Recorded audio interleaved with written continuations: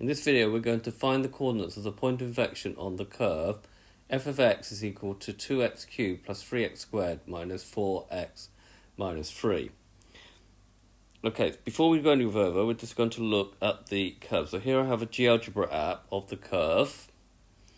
Okay, and let's just have a look at some of the features of this curve. So if we move the slider along, okay, we know here that the first derivative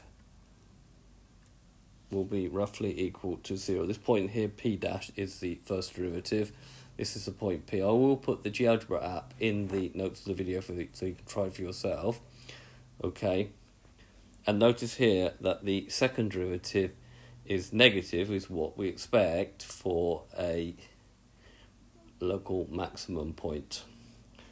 And then here, notice also that the tangent is always above the curve. Now, at some point here, and the actual point is that point there, the tangent will cross from one side of the curve to the other, and there is a change in what's known as the concavity of the curve. So this is called a non-stationary point of inflection, which we're trying to find.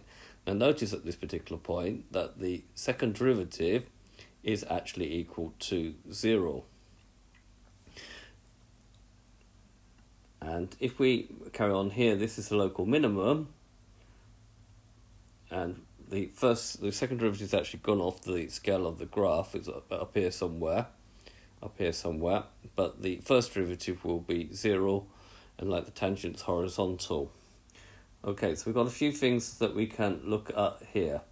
So if we can actually put on the graph of the first derivative, okay, which is that, and we can also put on the graph of the second derivative, which is a straight line. So we've got a cubic, we would expect this to be a quadratic, and we would expect this to be a straight line, the second derivative to be a straight line.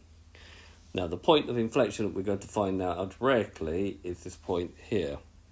Okay, and just one other little thing that I forgot to mention is that after the point of inflection, notice the above crosses, the tangent is below, all right, and this is also, there's a change in what's known as concavity, and we'll look at that in a minute when we go through the video. So in order to do the algebraic part, f of x is 2x cubed plus 3x squared minus 4x minus 3. So f dash of x, differentiate it. So we've got f of x is ax to the n, then f dash of x is nx to the n minus 1. So this will become 6x squared plus 6x minus 4. Now, in order to find the point of inflection, as I've just shown you, we need to find the second derivative. So it's going to be 12x minus 6. We need to differentiate the first derivative again. Okay, and then to find the point of inflection, we need to put this equal to 0. So putting that equal to 0 that implies that 12x plus 6 is equal to 0. 12x is equal to minus 6. We solve it, x is equal to minus 0.5, what we found in our applet. Now we should just check a point either side of that. Now you can either check the first derivative and check that there's not a change of gradient, which I've done in a different video, but in this video I'm going to check the second derivative and check that there is a change of sign. We would expect, if we're one side of the point of inflection to the other side of the point of inflection, the second derivative will change sign. So testing f dash of x, either side of x is equal to minus 0.5.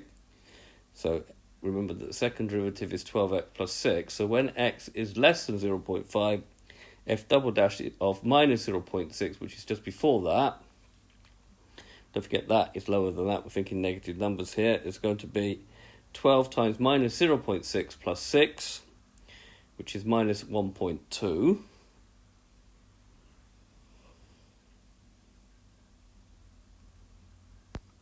And then, so that is less than 0. Okay, when x is greater than 0.5, so we'll just do f of minus 0.4. That number is actually bigger than minus 0.5.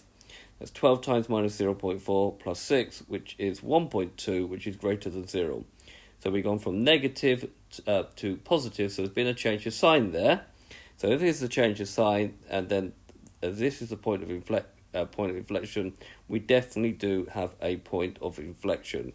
Where we are checking, because sometimes maybe we might end up with a minimum point or a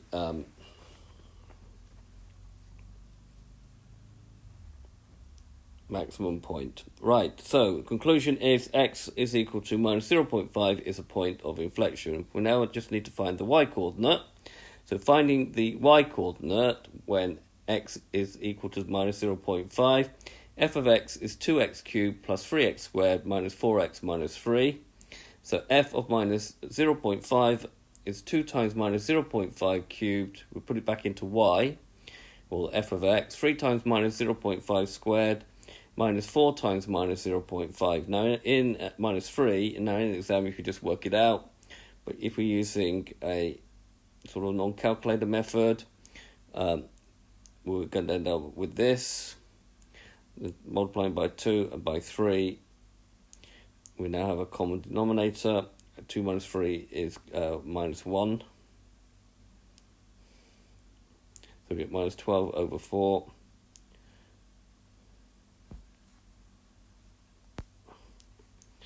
Which gives me minus a half, and therefore the conclusion is that minus a half is a point of inflection. Now if we go back to the GeoGebra app one more time, okay, let's just get rid of the first derivative for the moment, just keep the second derivative. We've got that point of inflection. Just move the slider out the way for a minute. Okay, so if we click this bit here, we will see that this part of the curve, okay, is said to be concave downwards.